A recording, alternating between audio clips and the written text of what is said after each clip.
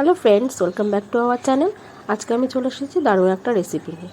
আজকে আমি তৈরি করব সাবুর পাঁপড়। বাড়িতে কিভাবে খুব সহজে সাবুর পাঁপড় তৈরি করবেন আসুন সেটা দেখাই। এখানে আমি 1 কাপ সাবু 4 ঘন্টা আগে ভিজিয়ে রেখেছিলাম।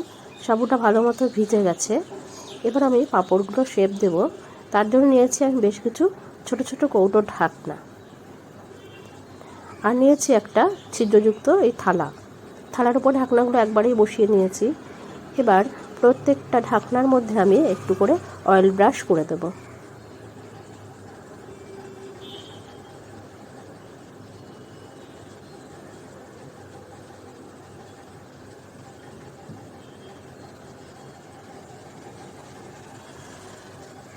এইভাবে অয়েল ব্রাশ করে নিলে তাহলে যখন পাঁপড়ের শেপটা আমি দেব তখন পাঁপড়গুলো খুব ভালো মতো ছেড়ে আসবে।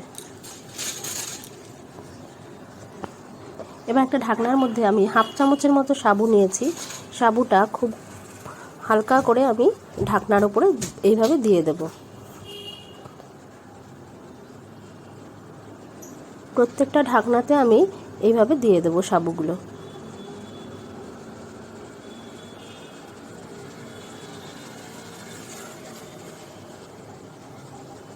সব কটা ঢাকনায় আমার দেওয়া হয়ে গেছে সাবু। এবার এটাকে আমি স্টিম করব। কড়াইতে আমি জল বসিয়ে দিয়েছি, জলটা প্রায় ফুটতে শুরু করেছে। এবার আমি থালাটা বসিয়ে দেবো এই জলের ওপরে, ঢেকে দেবো 30 থেকে 40 সেকেন্ডের মধ্যে, যাতে কালারটা জাস্ট ট্রান্সপারেন্ট কালার চলে আসে। দেখুন 30 সেকেন্ড পর ফিরে এলাম, কালারটা যে চেঞ্জ হয়েছে বোঝা যাচ্ছে। এবার ঢাকনা থেকে আমি পাঁপড়গুলো আস্তে আস্তে তুলে নেব। এইভাবে ঢাকনা থালার মধ্যে নিয়ে উল্টে একটু বাড়ি দিলেই খুলে আসবে পাঁপড়গুলো। সবকটাই একইভাবে আমি ঢাকনা থেকে পাঁপড়গুলো খুলে নেব। দুটো থালার মধ্যে আমি পাঁপড়গুলো নিয়ে নিয়েছি। এবার এগুলোকে আমি রোদে শুকিয়ে নেব। এক রোদেই কিন্তু পাঁপড়গুলো খুব ভালো করে শুকিয়ে যায়। দেখুন পাঁপড়গুলো শুকিয়ে গেছে।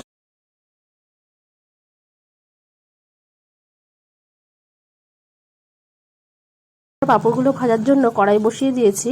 কড়াইয়ের মধ্যে দিয়ে দিলাম রিফাইন্ড অয়েল। তেলটা গরম হয়ে যাওয়ার পরে পাঁপড়গুলো এবার আমি একটা একটা করে ভেজে নেব।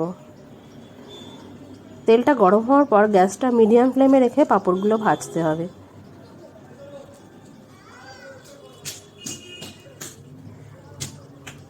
তো কেমন লাগলো ভিডিওটা আপনাদের অবশ্যই কমেন্টসে জানাবেন। আর বাড়িতে এইভাবে সাবুর পাঁপড় বানিয়ে অবশ্যই খাবেন। আশা করি আপনাদের ভালো লাগবে। তাহলে আজকের মতো আসি, আবার আসবো নতুন একটা রেসিপি নিয়ে। আপনারা ভালো থাকবেন, সুস্থ থাকবেন।